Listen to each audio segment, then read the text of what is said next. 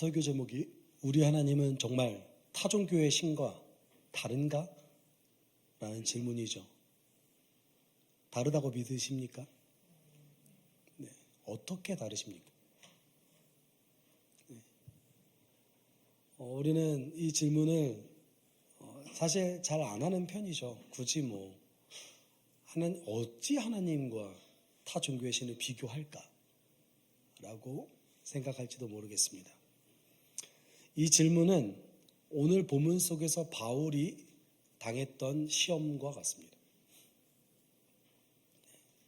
그것을 제가 설교 제목으로 뽑아낸 건데, 여러분, 바울의 인생은 많은 어려움들로 가득했습니다. 정말 어려움이 많았습니다. 사도행전을 읽다 보면 바울이 얼마나 많은 어려움에 직면했는지를 보여줍니다.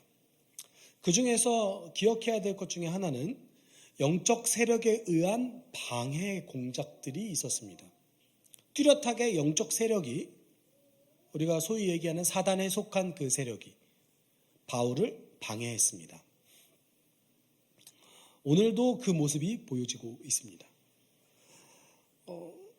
이런 종류의 방해로 인한 어려움은 현대 사회를 살아가는 우리들에게 적용하기 쉽지 않습니다. 혹시 여러분이 전도할 때 귀신 들린 자가 쫓아다니면서 방해하십니까? 경험해 보신 적 있으신가요? 모르겠습니다. 저는 개인적으로 경험해 본 적이 없습니다. 물론 이제 그것도 한참 과거죠. 저에게 충격적인 일화는 제가 중학교 1학년 때 수련회를 기도원으로 갔는데, 왜 하필 기도원으로 갔는지 모르겠어요. 좋은 수련회가 많았는데 기도원으로 갔어요.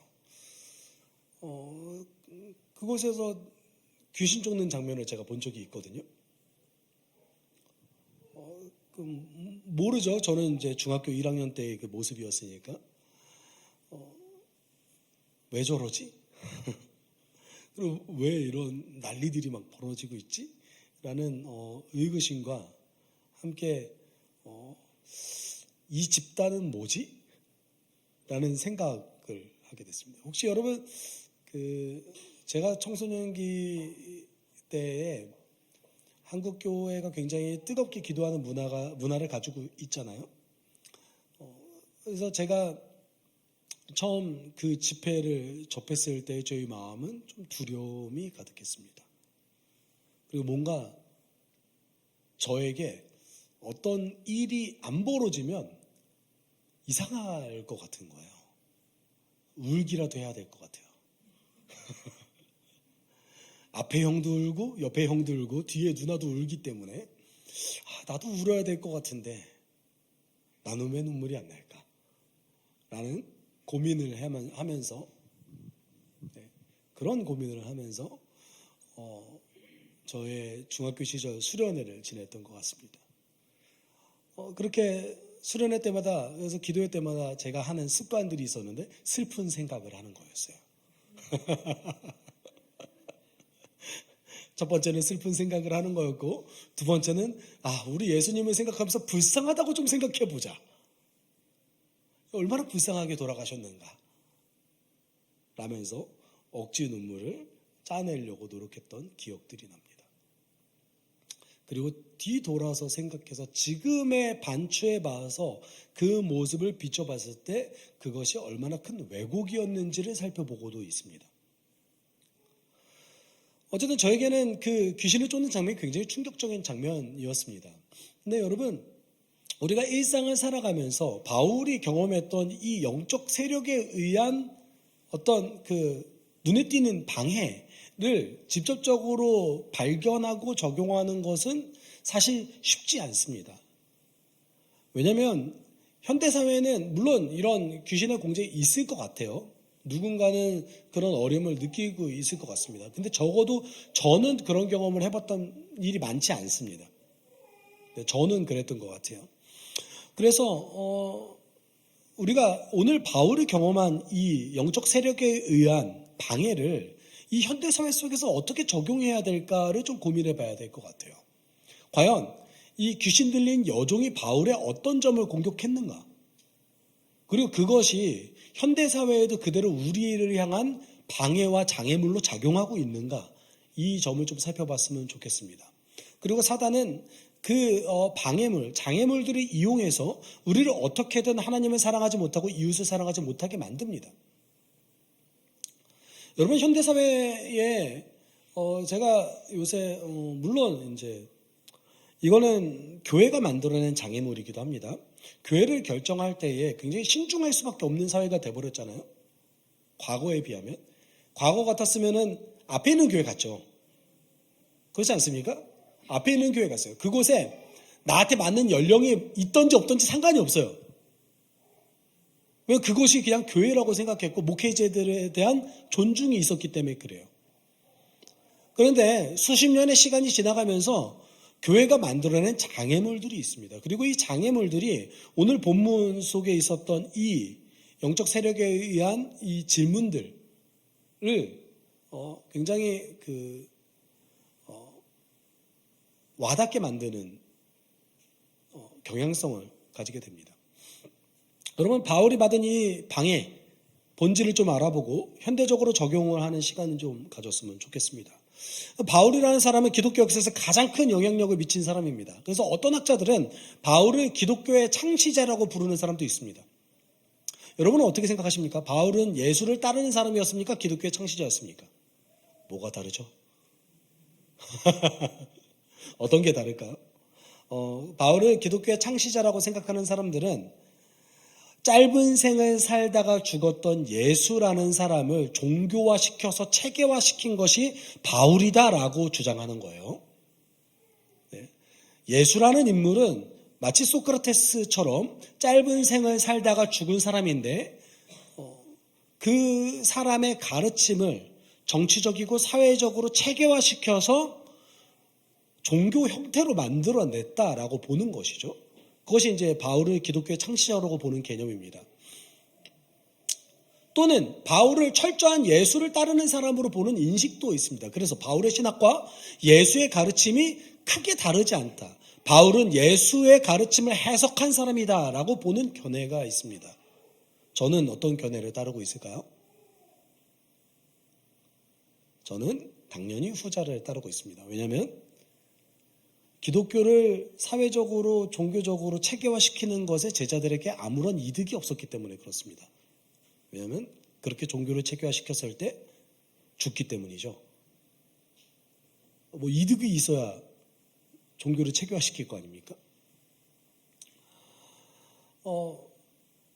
보통 대부분의 종교들은 특히 석가모니를 따랐던 제자들이었던지 또는 공자를 따랐던 제자들이었던지 기본적으로 지식인층이었습니다.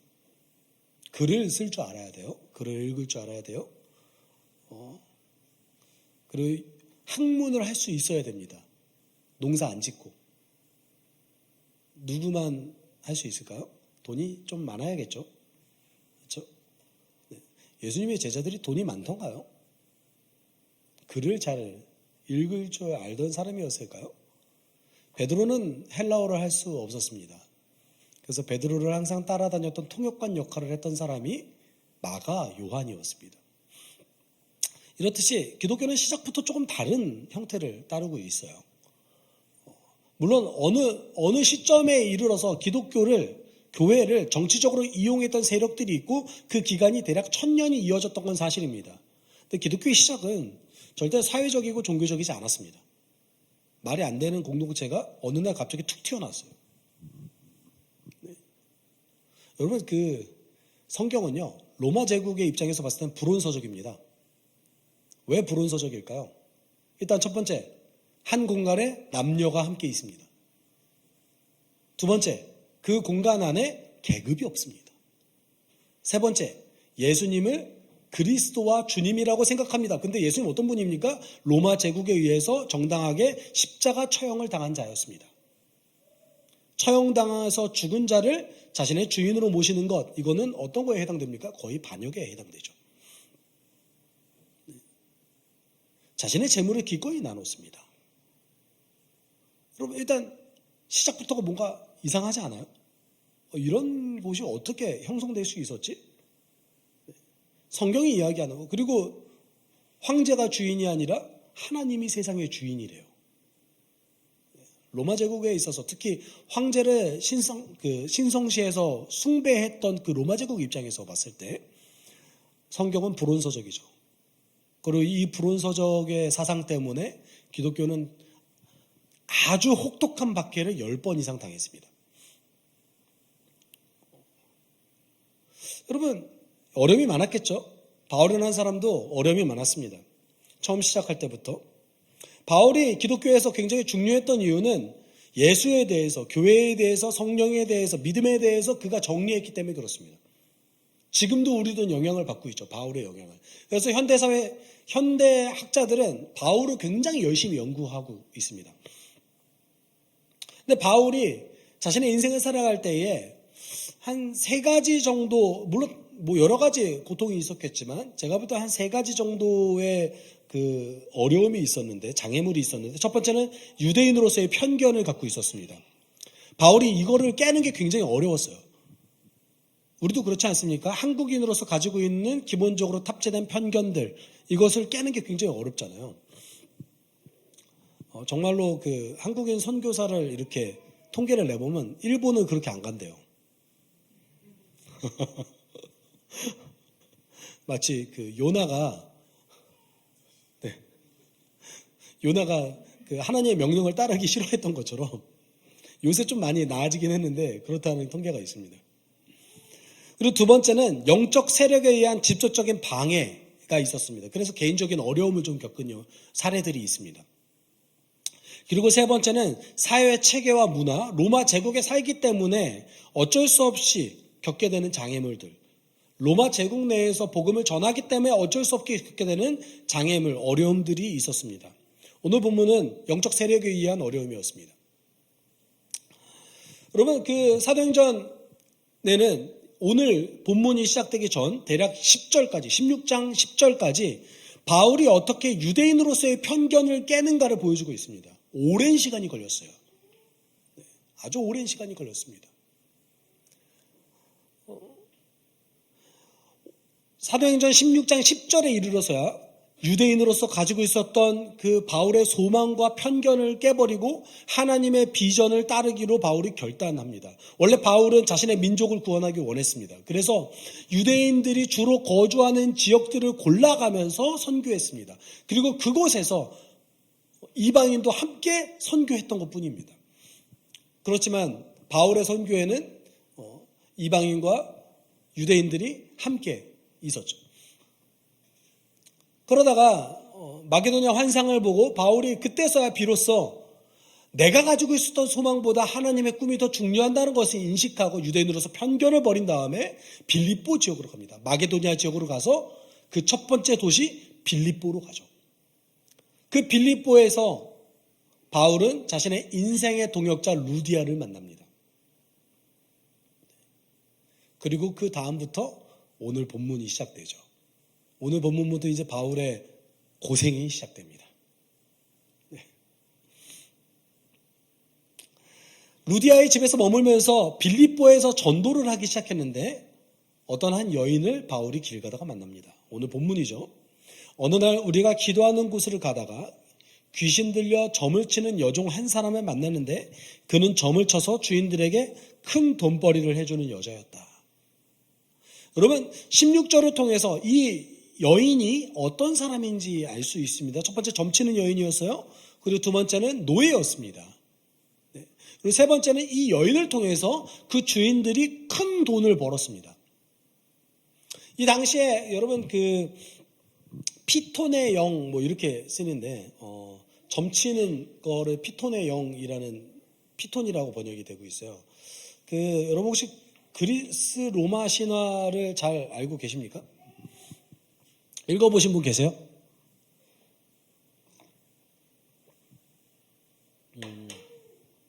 원래는 이 그 점을 치는 신이 델포이에 살고 있는 신이라는 그 인식을 가지고 있었어요. 고대 그리스 사람들이. 이 델포이에 있는 이 점치는 신은 뱀과 용의 형상을 하고 있는데 이 뱀과 용의 형상을 하고 있는 신을 누가 퇴치했냐면 그 유명한 아폴론 신이 퇴치했다고 합니다. 그래서 이 신이 가지고 있었던 점치는 그 힘을 아폴론이 흡수했다고 믿었어요. 그리스 사람들은. 그래서 이 점치는 여종은 아마도 아폴론의 힘을 빌려서 점을 치는 여종으로 인식됐을 겁니다. 그리고 그 델포이에는 그 아폴론 신전에서 있는 여자 사제들, 신전에 속한 노예들이었어요, 사실은.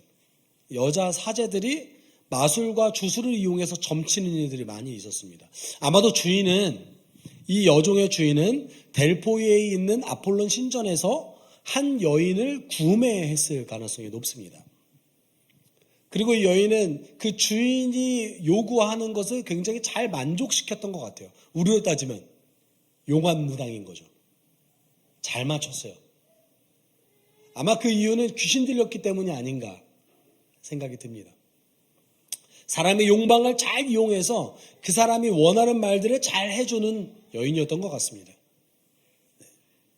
근데 이 여인이 바울을 방해하기 시작했습니다. 17절 같이 읽어볼까요? 이 여자가 바울과 우리를 따라오면서 큰 소리로 이 사람들은 지극히 높으신 하나님의 종들인데 여러분들에게 구원의 길을 전하고 있다 하고 외쳤다. 여러분 이 여종이 외친, 귀신 들린 여종이 외친 이 말이 방해로 느껴지세요? 전도 도와주는 것 같지 않아요? 잘 생각해 보세요. 여러분 이 사람은 지극히 높으신 하나님의 종들인데 여러분에게 구원의 길을 전하고 있다. 그러면 여러분 그 지역에서 굉장히 용한 무당이 도와주는 거잖아요. 얼마나 큰 힘이 되겠어요. 방해 같으세요? 방해 같지 않으세요? 우리 다시 지금 이지선다로 해볼까요? 네. 나는 방해인 것 같다. 이거 제가 방해라고 얘기하기 때문에 방해라고 하시는 거 아니에요 혹시? 나는 방해인 것 같다. 아니다. 방해가 아닌 것 같다. 여러분 왜 방해가 아닌 것 같으세요? 하나님의 구원을 얘기하고 있는 사람들이다. 바울이 굉장히 좀 지지를 받는 듯한 느낌이잖아요. 여러분 성경은요 복음의 내용을 중요하게 여기긴 하는데 동시에 메신저가 중요합니다. 누가 복음을 전하냐가 굉장히 중요해요.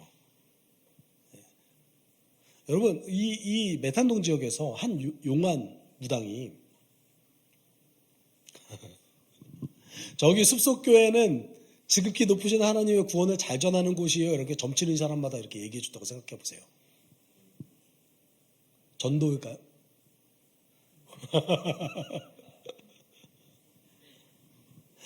어찌되었건 복음만 전파되면 될까요? 복음일까요?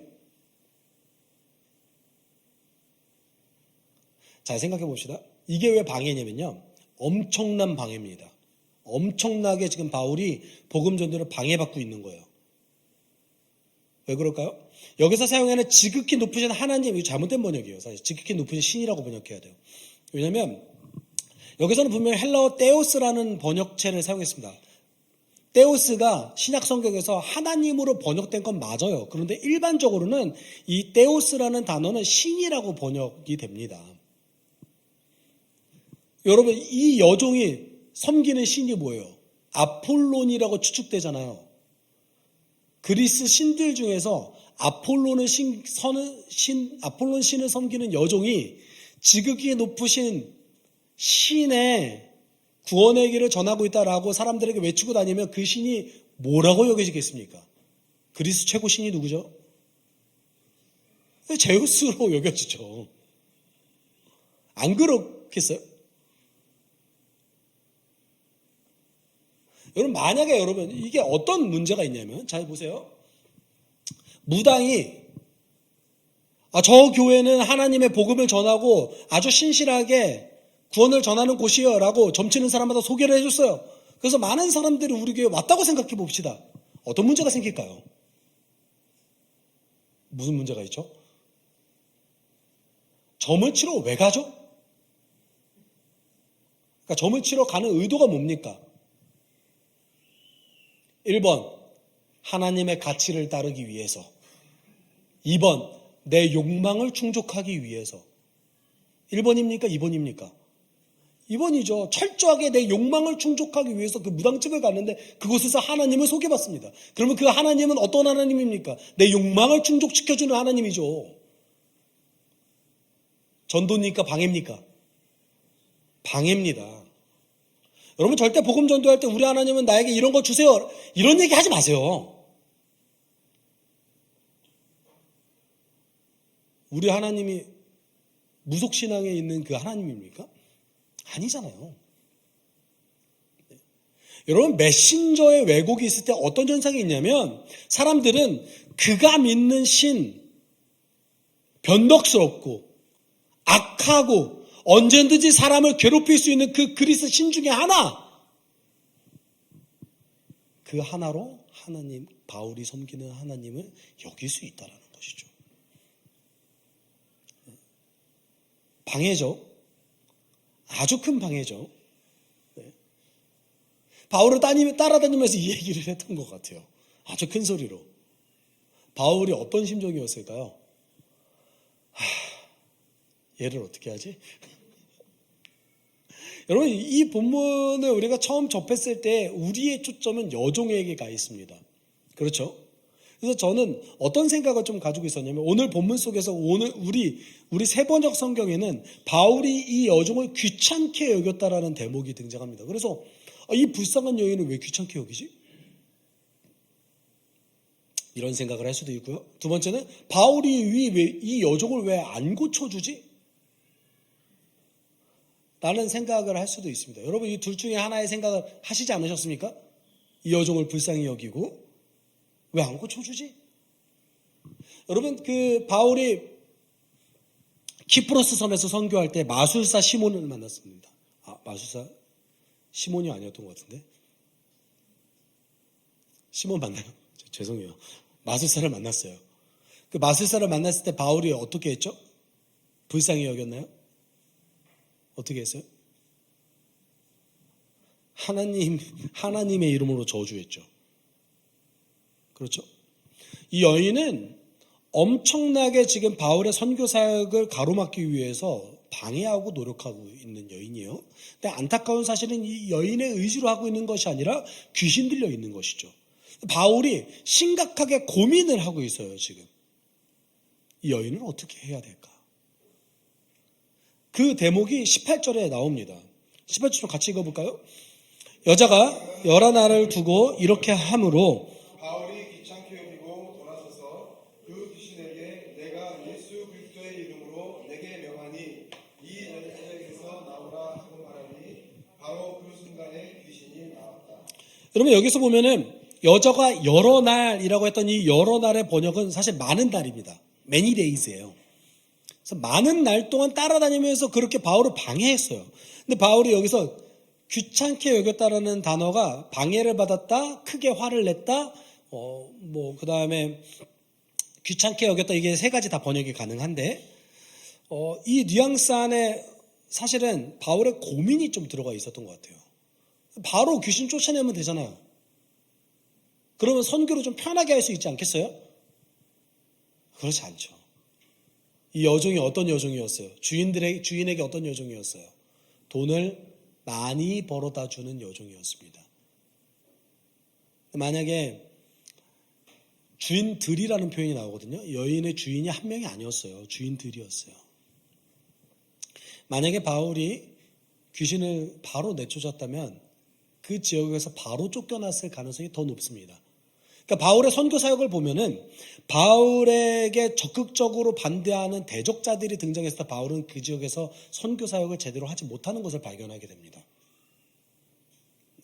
그래서 최대한 바울은 분란이 없게 하도록 노력을 해요. 최대한 참습니다.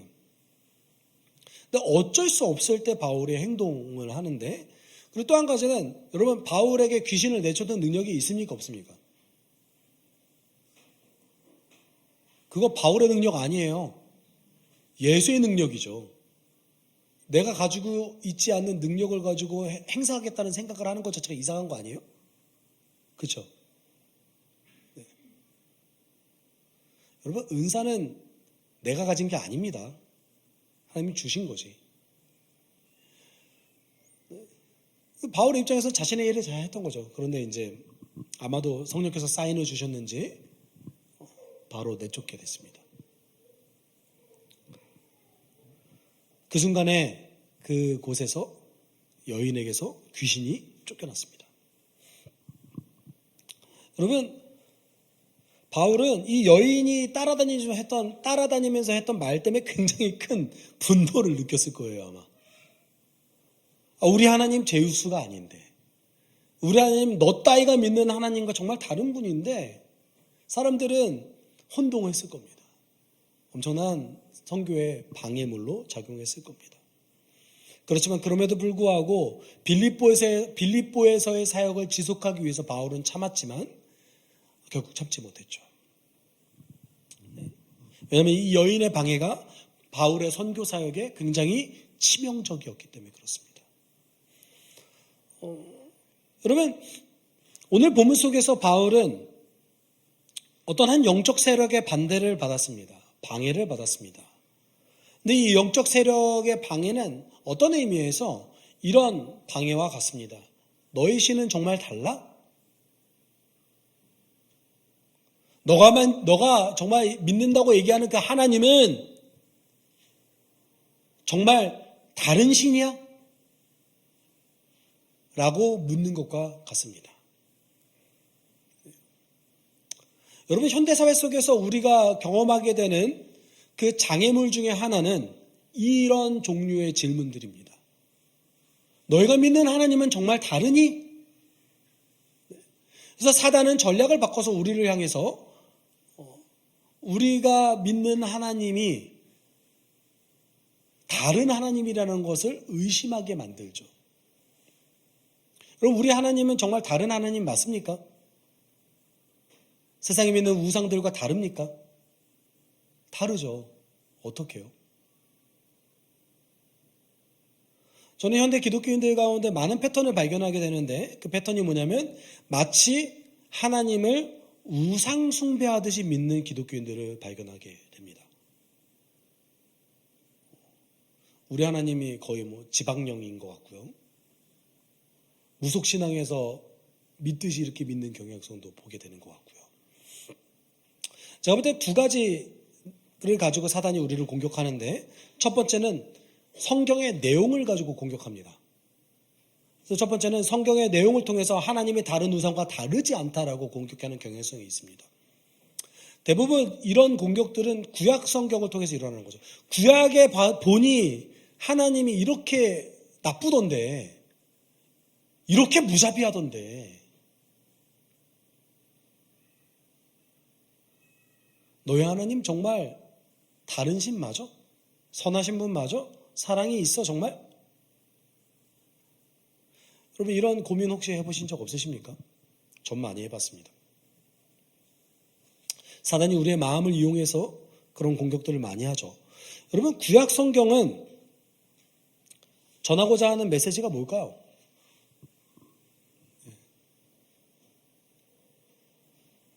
성경의 내용은 굉장히 방대해요. 방대하기 때문에 올바로 해석하지 않으면 구약 성경에 등장한 많은 비극적인 사건들이 하나님은 선하지 않고 사랑이 없는 존재로 보여줄 수 있는 것 같아요. 마치. 그런데 여러분, 구약 성경은 하나님의 명령을 따르지 않은 인간, 자기중심적인 그 인간이 얼마나 비극적인지, 그래서 하나님께서 계획하셨던 메시아가 왜 필요한지를 보여주는 것이 구약 성경입니다. 그래서 구약 성경을 메시아 중심으로 해석한다면 하나님은 얼마나 인내하셨고 참으셨고 사람의 반응을 기다리셨는지를 보일 수 있습니다. 근데 이 중심으로 해석하지 않으면 어떤 일이 발생하게 되죠? 하나님이 굉장히 무자비해요. 굉장히 무자비한 분으로 보여집니다. 무서워요. 여러분, 율법에는 지키지 않으면 바로 죽인다는 내용들이 나옵니까? 아니죠. 하나님이 다시 할 수 있는 기회를 주셨잖아요. 그게 제사 아닙니까? 그렇죠? 우리는 이런 공격들을 쉽게 당할 수 있습니다. 또는 이런 공격도 당할 수 있죠. 세상에 이렇게 악한 일들이 많이 벌어졌는데 나의 삶에도 이런 고통이 있는데 정말 하나님이 계시다면, 하나님이 사랑이시다면 이런 일이 없어야 되는 거 아니야? 네. 저희 교회에 달렸던 대부분의 악플들은 이런 악플들이었습니다. 저희 교회 유튜브에 댓글 중지가 돼 있던 것은 제가 쓸모없는 논쟁을 하기 싫어서 댓글을 막아놨습니다. 이거는 왜 이런 생각을 하게 될까요? 성경을 이해하지 못해서 그래요. 성경에 다 기록되어져 있었거든요. 세상이 이렇게 악하기 때문에 하나님은 어떤 계획을 가지고 계셨는가? 성경은 철저하게 하나님이 사랑을 갖고 계시고 그 사랑의 의도를 가지고 인간들을 향한, 세상을 향한 계획을 가지고 있다라고 얘기합니다. 근데 우리는 이런 공격을 당하기 쉽죠. 너희 하나님도 다르지 않아. 여러분, 내용을 공격한 다음에 내용의 공격이 먹히지 않으면 그 다음에 어떤 걸 공격할까요? 정치 메커니즘에서 많이 쓰는 방법이잖아요. 메신저를 공격해요. 근데 현대 사회에서 한국 교회가 이거에 굉장히 취약해졌어요. 두 번째, 우리가 받는 공격 중에 하나는 메신저의 모습을 보고 하나님이 다르지 않는 존재다라고 공격합니다. 너희들이 사는 꼴을 보니까 야, 하나님 선하지 않아. 너희 하나님 그렇게 크게 다르지 않는 것 같아. 여러분, 제가 교회를 다니면서 많이 들었던 말 중에 하나가 있습니다. 그것이 무엇이냐면 교회는 하나님을 보고 와야지 사람을 보고 오면 안 됩니다 라는 말이었습니다. 제가 혹시 여쭤봐도 될까요? 들어보신 분? 이렇게 소수예요? 여러분, 보통 교회는 하나님 보고 와야 됩니다라는 그 안에는 어떤 뉘앙스가 있습니까? 사람을 보면 상처받으니, 사람을 보면 교회 안에서도 굉장히 큰 마음의 상처를 받을 수 있으니 그 사람 보면서 상처받지 말고 하나님 보십시오. 문제는 하나님이 보여야 말이죠. 하나님 보이세요? 보셨어요? 제가 너무 의심이 많은 겁니까? 보이지 않는 하나님의 통치가 이 땅에 보이는 유일한 방법이 무엇입니까? 그리스도인의 순종이죠. 그렇죠? 여러분, 고린도후서 3장 3절에 바울이 이렇게 선언했습니다. 여러분은 분명히 그리스도께서 쓰신 편지입니다. 우리는 그것을 작성하는 데에 봉사하였습니다.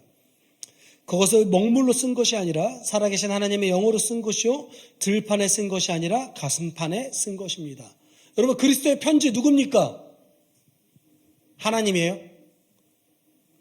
우리가 하나님 보고 교회를 오려면 그리스도의 편지가 하나님이어야죠.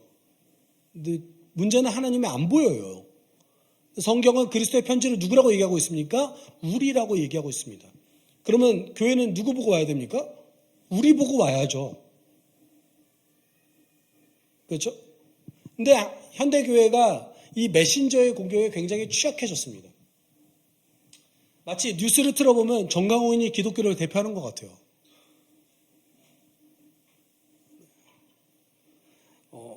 굉장히 제가 요새 기도 많이 합니다. 그것 때문에.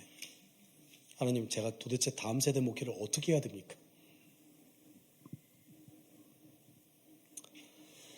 여러분, 이런 종류의 공격들이 많습니다. 너희들이 그렇게 사는데 하나님 정말 달라? 우리는 이런 공격에 이제 취약해졌습니다. 그래서 많은 교회들이 교회 안에 있는 문제점을 해결하기보다 여러 가지 대안책을 만들어내는데 그것이 무엇이냐면 복음 전도를 인격적인 과정을 거치지 않고 복음 전도하는 방법을 만들어냈습니다. 그래서 내용만을 막 전달해요. 또는 예수 천국 부신지요 얘기하든 또는 내용만을 이렇게 전달하는 방식으로 복음 전도가 변질되었습니다.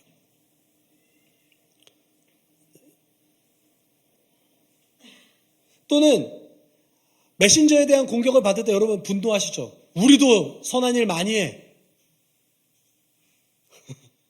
아직도 기독교는 좋은 일 많이 하고 있어. 라면서 분노하기도 합니다. 근데 우리 직면해야 됩니다. 이 메신저의 공격에. 우리가 세상 사람들로 하여금 하나님을 오해하게 만들었구나. 그리고 그것에 영향을 받아서 우리도 하나님을 오해하고 있구나. 라고 인식해야 된다는 것이죠.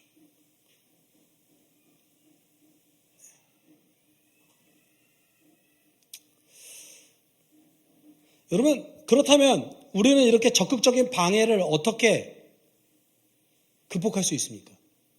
바울은 이런 적극적인 방해를 받았음에도 불구하고 그렇게 큰 문제가 없었던 것 같아요. 물론 빌립보에서는 쫓겨났습니다. 그리고 큰 어려움을 겪었던 것도 사실입니다. 그렇지만 그가 신앙의 중심을 지키는 거에 대해서는 문제가 없었습니다. 그런데 우리는 이런 공격을 받았을 때, 내용의 공격을 받거나 메신저에 대한 공격을 받았을 때 우리의 신앙을 지키는 게 그렇게 쉽지 않아요. 그래서 교회에 대한 불신과 성경에 대한 불신으로 이어질 때가 많이 있습니다. 그렇죠? 그걸 어떻게 극복해야 될까요? 저는 왜 이런 공격들의 개신교가 그렇게 취약한가를 요즘 굉장히 고민을 많이 했는데 그 이유를 찾은 것 같습니다. 왜냐하면 개신교가 그만큼 욕망 중심적이기 때문에 그렇습니다. 우리는 가치 중심적입니까? 욕망 중심적입니까?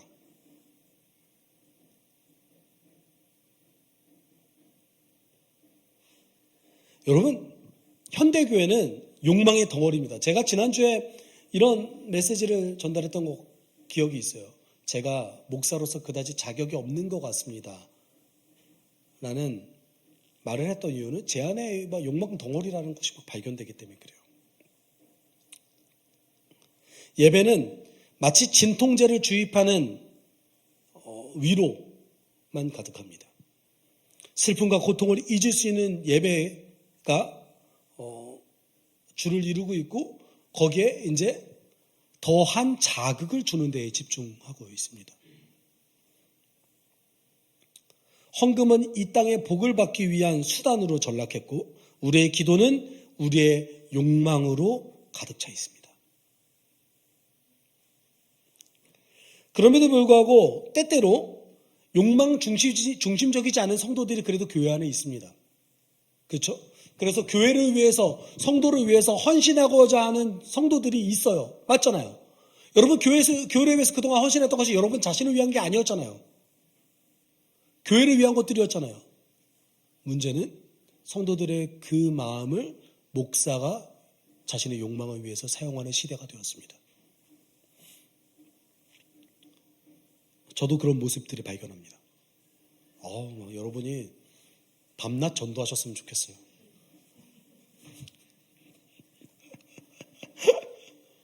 여러분이 밤낮 전도하셔서 구약에는 그대로 11조 내셨으면 좋겠어요. 그러면 23% 내셔야 되거든요. 그래서 이 교회가 좀 이렇게 커지고 강화됐으면 좋겠습니다. 제 욕망이 그래요. 하나님이 그거 하지 말라고 했어요. 여러분, 목사의 역할이 뭡니까? 성도를, 각 사람을 만나서 성도를 온전하게 하는 것이 목사의 역할이죠. 근데 성도를 온전하게 할 때 그것이 모든 역량을 교회를 위해서만 사용해라 하는 게 맞습니까? 월요일부터 토요일까지 세상을 섬겨야죠. 그래서 지치고 힘들어서 온 성도들이 이 땅에서 예수 오심을 소망하는 예배를 드리는 것, 이게 교회의 역할입니다.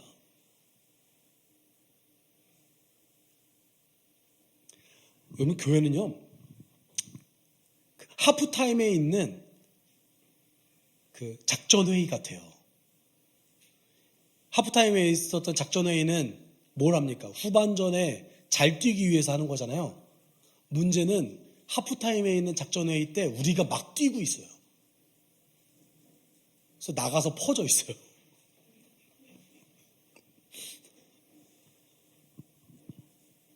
왜요? 기독교가 그만큼, 한국교회가 그만큼 욕망 중심적이기 때문에 그래요. 그럼 한국교회, 우리는 어떤 중심적인 신앙생활을 해야 됩니까? 가치 중심적으로 가야 돼요. 하나님이 주셨던 그 인생의 가치, 인생의 의미는 무엇인가, 그것을 따르는 것에 어떤 유익이 있는가를 느끼면서 실제로 그 능력을 체험하면서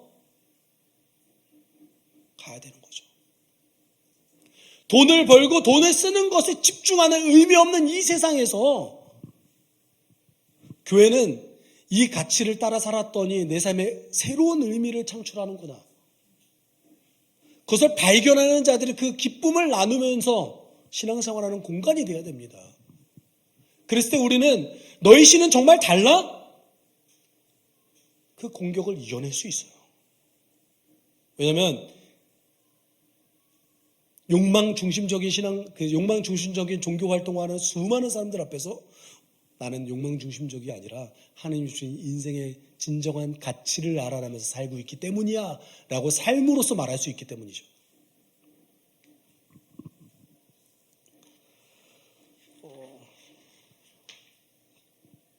여러분, 이런 성도들만이 온전히 복음 전할 수 있습니다. 예수의 가르침은 쳇바퀴 돌듯이 돈을 벌고 돈을 쓰는데 모든 목적이 있는 현대인의 아무 의미 없고 가치 없는 삶에 새로운 의미와 가치를 부여합니다. 우리는 이 가치 중심적인 신앙생활을 해야 됩니다. 철저하게 욕망 중심적인 신앙생활을 했던 것을 벗어버리고, 물론 그동안 그렇게 살아왔기 때문에 이 때를 벗기는 게 굉장히 힘들지만, 제가 왜 사역을 막 엄청 공들여서 여러분을 막 이렇게 모여가지고 동원하고 이런 거 왜 안 하는 줄 아세요? 우리가 이 때를 아직 못 벗었어요. 하나님이 주신 인생의 가치를 가지고 살아가는 거를 아직 못 배웠어요. 그걸 나누는 것을 아직 하지 못하고 있어요. 전 우리가 진짜 가족이 되길 원해요. 이곳에서 여러분이 헌신하고 봉사하는 거 너무 좋죠. 너무 좋은데 가족이 되길 원합니다.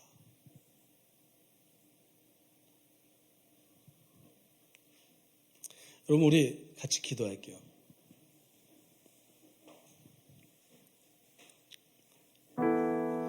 여러분, 우리의 오늘의 하루는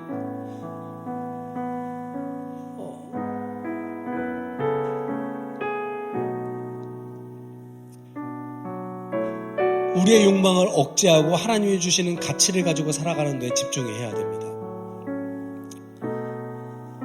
사단은 지금도 우리를 향해서 이렇게 공격합니다. 너희가 믿는 신이 정말 우상과 달라? 너희 욕망 중심으로 살고 있잖아. 성경의 내용을 봐도 하나님 악한 것 같은데, 이렇게 우리를 공격합니다. 그때 우리가 우리의 마음을 지킬 수 있는 유일한 길은 무엇이냐면 하나님이 주신 그 인생의 가치를 알고 살아가는 겁니다. 예수가 나에게 이 가치를 부여하기 위해서 어떤 희생을 하셨는지, 예수를 따르는 삶이 나에게 어떤 유익을 줄 수 있는지를 경험하는 것입니다. 그랬을 때 우리는 이 공격들을 이겨낼 수 있습니다. 그렇지 않다면 우리는 돈을 쓰는 데만 집중해서 거기에서 행복을 느낄 겁니다. 그리고 더 큰 돈을 쓰기 위해서 노력할 겁니다. 그게 어떤 의미가 있습니까? 그렇게 기도할 때 하나님, 주께서 주신 가치를 가지고 삶을 살아가게 하여 주십시오. 주님이 주시는 그 의미를 가지고 삶을 살아가게 하여 주십시오. 보여지는 것이 전부가 아니라고 우리가 외칠 수 있게 하여 주십시오. 우리가 함께 기도하도록 하겠습니다. 사랑하는 하나님,